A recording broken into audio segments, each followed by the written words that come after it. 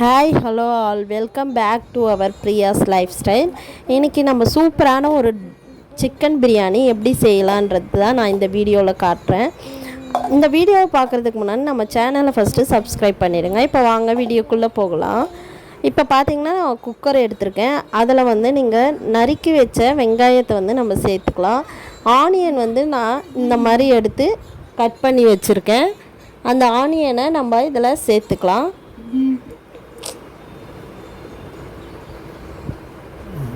நல்லா நீட்டாக கட் பண்ணி வச்சதை இதில் வந்து நீங்கள் சேர்த்துக்கோங்க. சேர்த்துட்டு எண்ணெய் சேர்த்துக்கலாம். எண்ணெய் சேர்த்து நல்லா வதக்கணுங்க. நல்லா வதங்கினா தான் அது வந்து நம்மளுக்கு கோல்டன் கலர் ப்ரௌனில் ஆகணும். உங்களுக்கு அந்த மாதிரி ஆனால் மட்டும்தான் உங்களுக்கு பிரியாணி வந்து ரொம்ப சூப்பரான டேஸ்ட்டில் உங்களுக்கு வரும். நம்ம மசாலாலாம் எந்த அளவுக்கு நம்ம வறுக்கிறோமோ வதக்குறோமோ அந்த அளவுக்கு டேஸ்ட் வந்து உங்களுக்கு சூப்பராக கிடைக்கும். இப்போ இந்த மசாலாவை வந்து நான் ஆட் பண்ணியிருக்கேன். பட்டை, லவங்கம் இதெல்லாம் சேர்த்து ஆட் பண்ணிக்கிறேன். கொத்தமல்லி இலை அலசி வச்சுருக்கேங்க. அடுத்தது பார்த்திங்கன்னா புதினா எடுத்திருக்கேன். பாருங்கள், புதினா எடுத்திருக்கேன். இஞ்சி பூண்டு பேஸ்ட்டு எடுத்து வச்சுக்கோங்க. தக்காளி கட் பண்ணி வச்சுருக்கேன். பச்சை மிளகா 2 மட்டும் சேர்த்துக்கிறேன், சின்ன பீஸாக. இப்போ பார்த்திங்கன்னா வெங்காயம் வந்து நல்லா வதங்கணும். இது கூட மசாலா ஆட் பண்ணிக்கலாம். இதை ஆட் பண்ணி நல்லா வதக்கிக்கோங்க. நெக்ஸ்ட்டு பார்த்திங்கன்னா இது நல்லா வதங்கட்டோன்ட்டு நம்ம கொஞ்சம் விட்டுட்டு நம்ம இந்த வதங்கும் போதே நம்ம வந்து தனி மிளகாய் தூள் நீங்கள் சேர்த்துக்கோங்க. உங்களுக்கு வந்து தனி மிளகாய் தூள் சேர்த்திங்கன்னா நீங்கள் ஃபுட் கலர் எதுவுமே நீங்கள் ஆட் பண்ண வேணாம். கலர் உங்களுக்கு அந்த அளவுக்கு சூப்பராக இருக்கும். இப்போ நான் கொத்தமல்லி அலசி வச்சுருக்கேன், அதை ஆட் பண்ணிக்கிறேன். கொத்தமல்லி ஆட் பண்ணும்போது உங்களுக்கு ஒரு சூப்பரான ஸ்மெல் வருங்க. அதுலேயே நீங்கள் நல்லா வதக்கிக்கோங்க. 10 நிமிஷம் வதக்கினா போதும். கொத்தமல்லி ஆட் பண்ணி ஃபுல்லாக நல்லா ஆட் பண்ணி நல்லா வதக்கிக்கோங்க.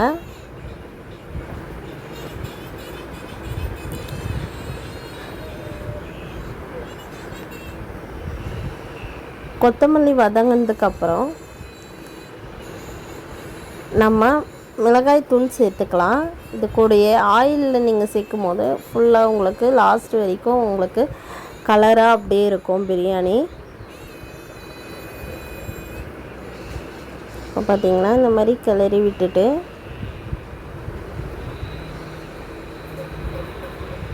கொஞ்சம் ஒரு 10 நிமிஷம் நல்லா வதங்கட்டும். இப்போ பார்த்தீங்கன்னா நான் காஷ்மீர் மிளகாத்தூள் தான் எடுத்திருக்கேன், தனி மிளகாத்தூள். உங்களுக்கு காரத்துக்கு ஏற்ற மாதிரி நீங்கள் எடுத்துக்கோங்க. நான் 2.5 ஸ்பூன் போட்டுக்கிறேன். இந்த மாதிரி சேர்க்கும் போது உங்களுக்கு நீங்கள் எண்ணெயிலேயே சேர்க்கும் போது அது கலர் வந்து ரொம்பவே நல்லா உங்களுக்கு கலர் கொடுக்கும். நீங்கள் எந்த ஃபுட் கலரும் சேர்க்க வேணாம்.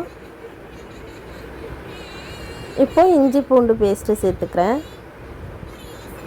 இஞ்சி பூண்டு பேஸ்ட்டு வந்து நம்ம வீட்டில் அரைச்சி சேர்க்குறது தாங்க உங்களுக்கு வாசனையாக இருக்கும். நெக்ஸ்ட்டு நான் பச்சை மிளகா சேர்த்துக்கிறேன்.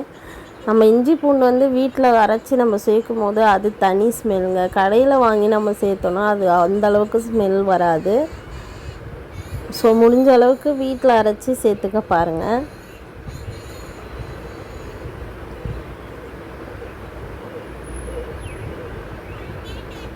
இப்போ புதினா இலை சேர்த்துக்கிறேன். புதினாவும் கொத்தமல்லியும் கொஞ்சம் திட்டமாக சேர்த்துக்கோங்க. சில பேர் அதிகமாக சேர்ப்பாங்க. அதிகமாக சேர்க்கும் போது அந்த புதினா ஸ்மெல்லும் கொத்தமல்லி ஸ்மெல்லும் தான் அந்த பிரியாணியில் இருக்கும். தேவையான அளவுக்கு சேர்த்துக்கோங்க. இப்போ பார்த்திங்கன்னா தக்காளி எடுத்திருக்கேன், அந்த தக்காளியும் சேர்த்துக்கோங்க. நான் தண்ணி எதுவுமே நான் ஆட் பண்ணல, தக்காளி மட்டும் சேர்த்துக்கோங்க. தக்காளி சேர்த்து கிளறி விட்டு தட்டு போட்டு மூடிடுங்க. அதுலேயே உங்களுக்கு தண்ணி வந்து விடும் உங்களுக்கு. இப்போ பாருங்கள், இந்தமாரி பெரட்டிட்டு இந்த பார்த்திங்கன்னா தெரியும், நான் தட்டு போட்டு மூடி எடுத்திருக்கேன். இப்போ பார்த்திங்கன்னா உங்களுக்கு தண்ணி அதுலேயே பாருங்கள் எந்த அளவுக்கு உங்களுக்கு நான் தண்ணியே சேர்க்கலை. இந்த அளவுக்கு நல்லா வந்து மேஷ் ஆகணும் தக்காளி வந்து. இந்த மாதிரி இருக்கணும்.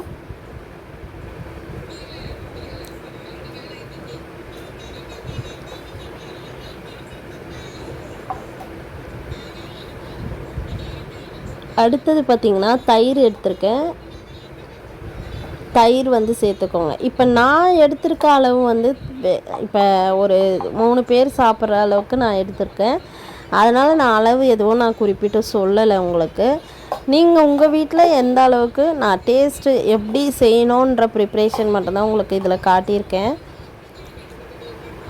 அரிசி அளவும் தண்ணி அளவும் உங்களுக்கு சொல்கிறேன். நான் எப்படி செய்கிறேனோ அந்த மாதிரி உங்களுக்கு இதில் போட்டிருக்கேன். இப்போ தயிரும் சேர்த்து நல்லா கிளறி இந்த மாதிரி கிளறி விட்டுக்கோங்க. கிளறிட்டு இப்போ சிக்கன் வந்து நான் எடுத்திருக்கேன். நம்ம எந்த அரிசி வந்து எவ்வளோ போடுறோமோ ஈக்குவல் லெவலில் சிக்கன் எடுத்துக்கோங்க. சிக்கன் எடுத்து போட்டு கிளறிக்கோங்க. அதில் நல்லா வாஷ் பண்ணி எடுத்துக்கோங்க. அதுக்கு முன்னாடி இப்போ இதில் போட்டு நல்லா கிளறிடுங்க. கிளறிட்டு ஒரு 10 நிமிஷம் அப்படியே விட்டுருங்க. அதுக்கப்புறம் வந்து தண்ணி ஆட் பண்ணிக்கோங்க.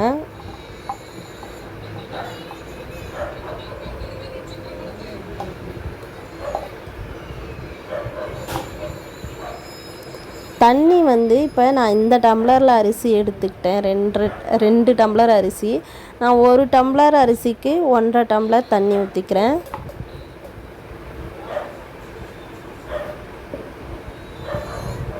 ஊற்றி கிளறிட்டு அதை தட்டு போட்டு மூடி கொதிக்கட்டும்னு விட்டுருங்க. அரிசி கழுவி எடுத்து வச்சுருக்கேன். இந்த டம்ளரில் தான் நான் அரிசி எடுத்துக்கிட்டேன். எதால் நீங்கள் எடுக்கிறீங்களோ அதால் தண்ணி அளந்து ஊற்றிக்கோங்க. இப்போ இதில் வந்து நான் அரிசி கழுவி எடுத்து வச்சுருக்கேன்.